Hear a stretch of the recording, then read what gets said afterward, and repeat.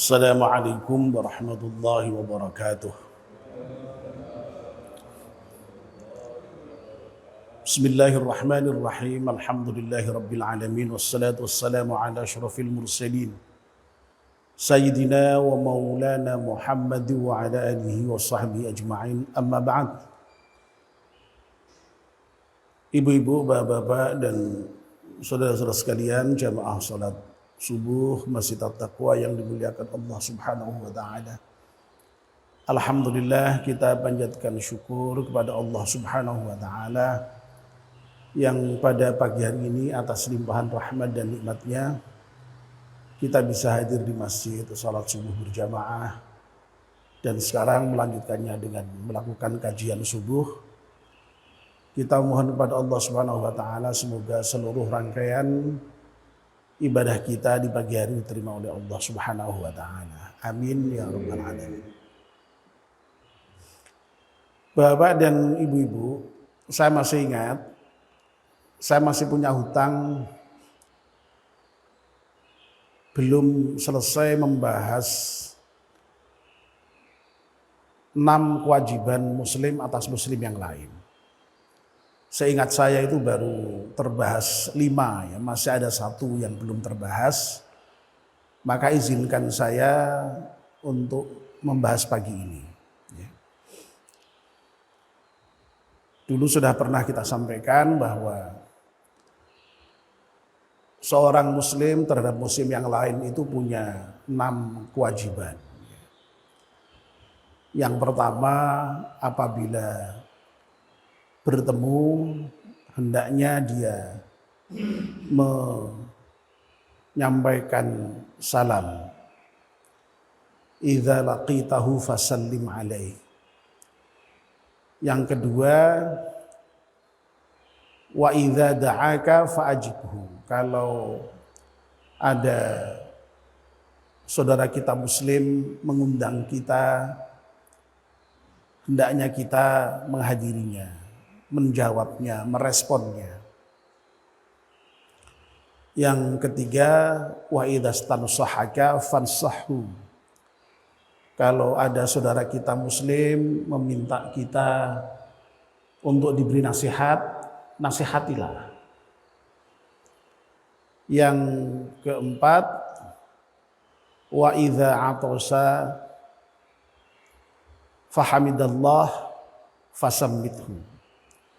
Kalau ada saudara kita yang muslim bersin, ya, lalu ketika bersin itu dia mengucapkan hamdalah, memuji Allah, alhamdulillahirabbil alamin, maka hendaknya kita menjawab dengan mendoakan.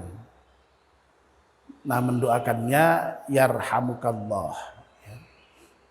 Semoga Allah merahmatimu.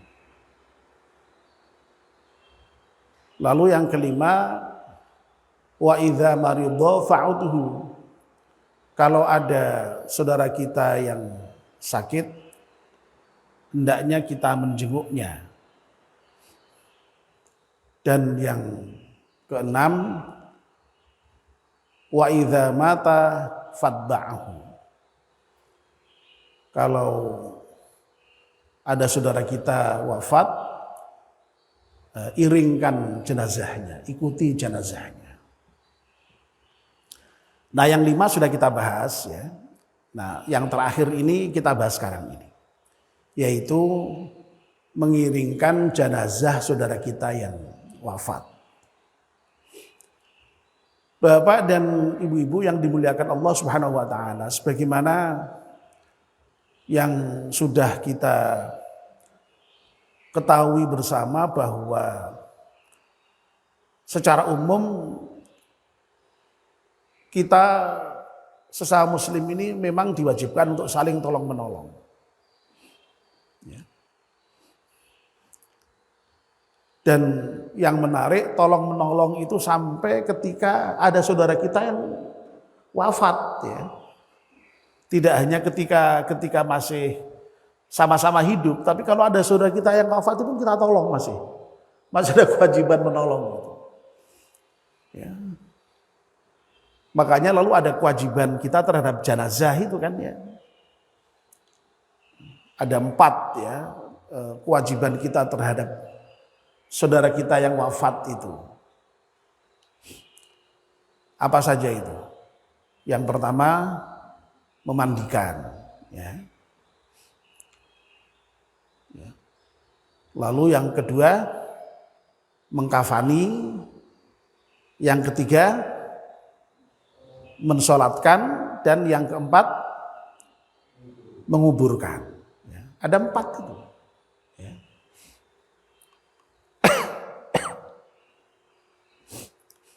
Nah kalau ditanya kenapa kok kita harus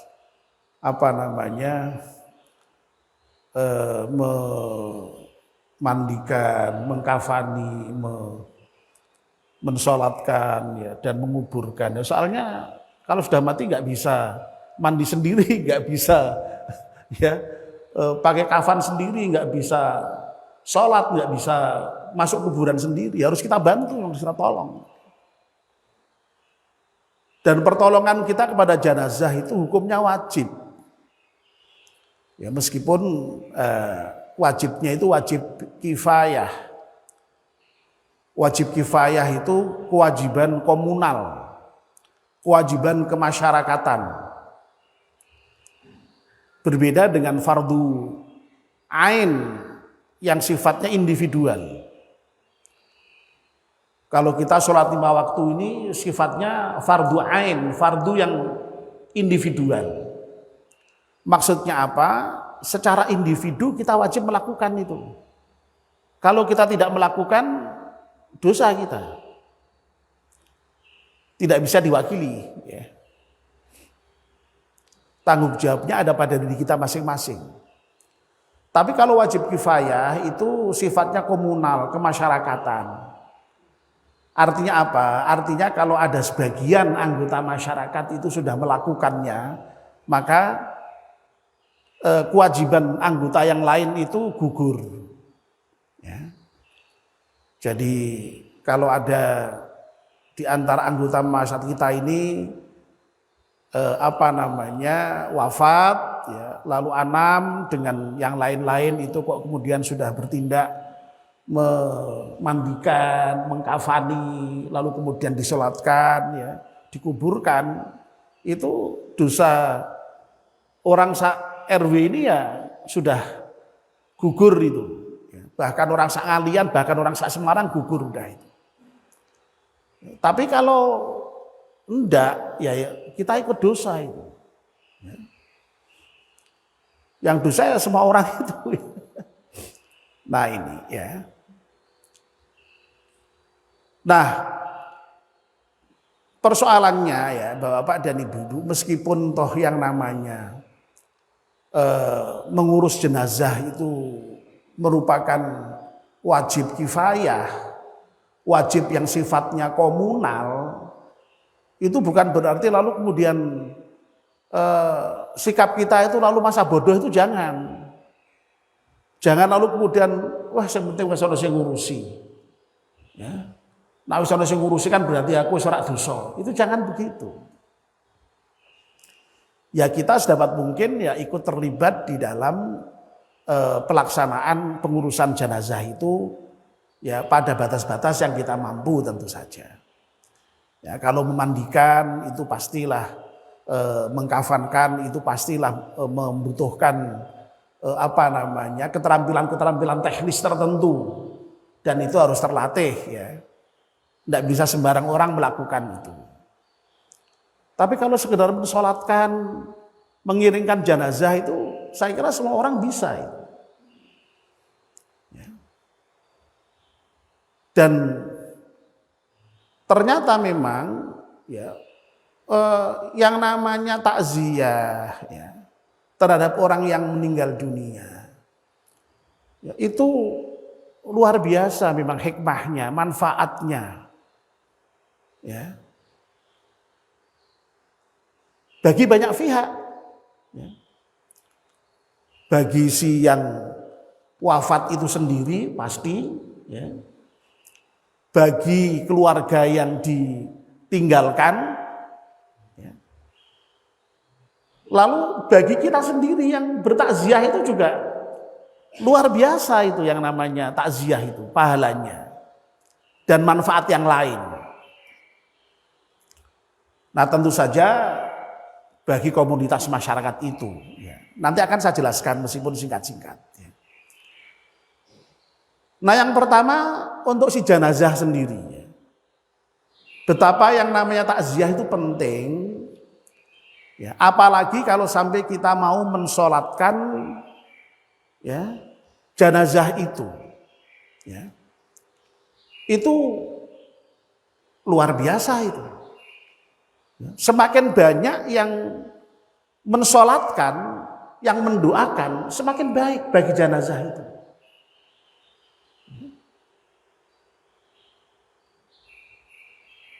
Dalam salah satu hadis dinyatakan oleh Rasulullah SAW, kalau ada seorang muslim yang wafat, lalu kemudian ada 40 orang yang tidak musyrik, tidak mensyirikatkan Allah, maka Allah akan mengabulkan doa orang yang mensolatkan jenazah yang sampai 40 orang itu tadi itu. Loh ini kan berarti menjadi sangat penting itu kan, jumlah itu. Ya.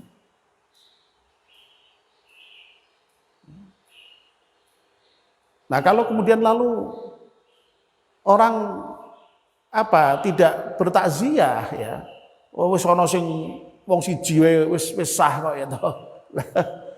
Nak siji ora iso to, sing angkat sapa, sing gali kubure sapa, kudu wong akeh pancene ya. Ana sing masang teratak barang itu. Ana sing ya macam-macam, banyak sekali, membutuhkan banyak orang memang itu, makanya kewajiban komunal itu, ya. Kewajiban kemasyarakatan harus dilakukan oleh banyak orang itu. Nah lebih-lebih pada sholatnya itu, ya. Masya Allah itu, kalau disolatkan 40 orang itu Allah akan ngabulkan doa jamaah yang 40 orang itu, ya. Bahkan malahan dalam hadis yang lain, ya kalau toh tidak 40 orang, bikinlah itu 3 soft, ya. Makanya lalu kita akan sering kalau softnya ganjil 3, dibuat 3 itu ya. Ya. Sampai sebegitunya Nabi itu untuk memastikan supaya yang namanya jenazah itu diampunkan dosanya oleh Allah Subhanahu wa taala. Masya Allah ya. Ini luar biasa itu. Jadi manfaat orang yang masih hidup, ya, kita orang muslim terhadap orang yang wafat itu luar biasa seperti itu. Ya, jadi makanya usahakan kita jangan pelit-pelit, ya, dalam pengertian ikut membantu para jenazah itu. Usahakan kita bisa mensolatkan. Ya. Sayang sekali itu ya kalau misalnya kita itu takziah lalu kemudian sekedar hanya kumpul, ya. Ya itu sudah bagus lah ya. Jadi orang takziah lalu kemudian sudah menunjukkan rasa empatinya terhadap keluarga korban yang ditinggal wafat, itu sudah luar biasa bagus itu. Ya. Tapi akan lebih bagus lagi kalau kemudian diikuti dengan sholat. Ya, makanya ya memang ya kita harus memastikan lah ya, jangan sampai sholat jenazah saja tidak bisa. Tidak bisa jadi memang orang-orang yang tidak mau ikut sholat jenazah itu ya sholat jenazah aja mungkin tidak bisa itu ya. Karena itu butuh cara yang khusus ya. Ya. Makanya dulu ada anekdot kan ya. Orang tahu sholat jenazah, orang ngerti sholat jenazah. Ketika sholat jenazah disuruh rapat mundur meneh, disuruh rapat mundur meneh. Soalnya khawatir nak rapat nak ruko nabrak ngarepe kan ya. Ya. Itu dulu anekdotnya banyak seperti itu, sering diceritakan seperti itu ya. Kon maju rapat mundur meneh, rapat mundur meneh. Nah malah kemarin beberapa waktu yang lalu itu ada apa namanya di WA tuh, lihat nggak bapak-bapak itu ya, ada di share itu WA yang ada apa jenazah di depan itu, lalu kemudian orang pada datang, tiba-tiba ada orang yang sholatnya seperti sholat biasa itu ya, itu tidak tahu kita apa dia memang sholat jenazah apa sholat jenazah karena tidak tahu apa sholat yang lain kita tidak tahu. Makanya kalau ada hal-hal seperti itu tidak usah kita tanggapi serius lah ya. Jadi tidak usah ditanggapi serius. Ya. Wong kita tidak tahu persis. Ya. Tapi yang aneh itu kok itu lalu kemudian dikaitkan itu katanya Pak Ma'ruf Amin ya. Apa mungkin Pak Ma'ruf Amin kok nggak ngerti sholat jenazah itu kan ya kebangetan sekali ya. Jelas hoaxnya kan ya itu loh, makanya lah ya. Kok ya kebangetan loh, bikin hoax kok kebangetan itu loh maksud saya itu loh ya.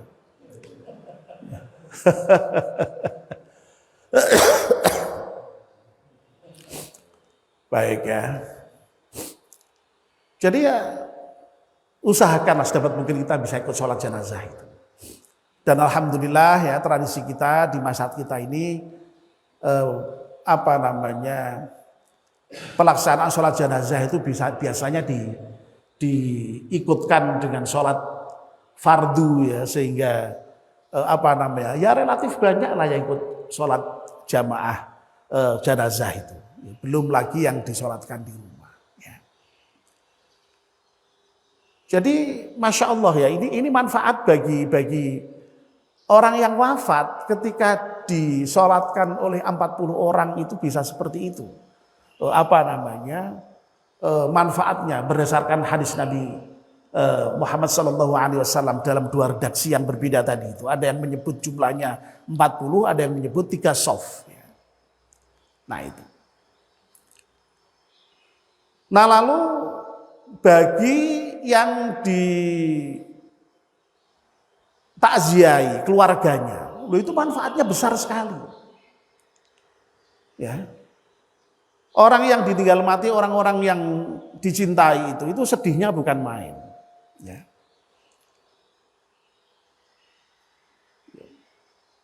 Betapa kemudian lalu merasa terhibur ketika kemudian lalu ada orang yang takziah, ya, menyampaikan ucapan bela sungkawa, memberikan dorongan, motivasi, doa ya, untuk sabar, ya, doa untuk jenazah itu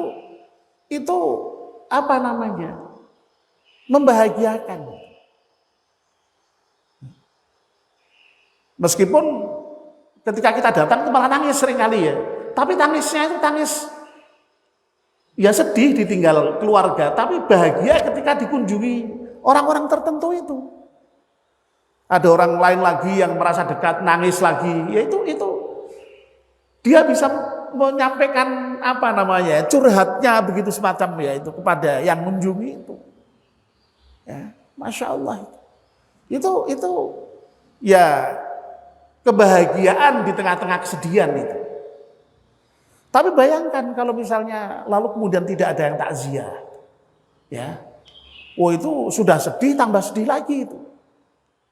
Ya. Makanya saya seringkali kalau diminta untuk memberikan sambutan atas nama sahibul musibah itu, saya seringkali menyampaikan alhamdulillah, ya puji syukur kita sampaikan pada Allah ya. Ya meskipun toh kami sekarang ini sedang ditimpa musibah, tapi kami tetap bersyukur karena alhamdulillah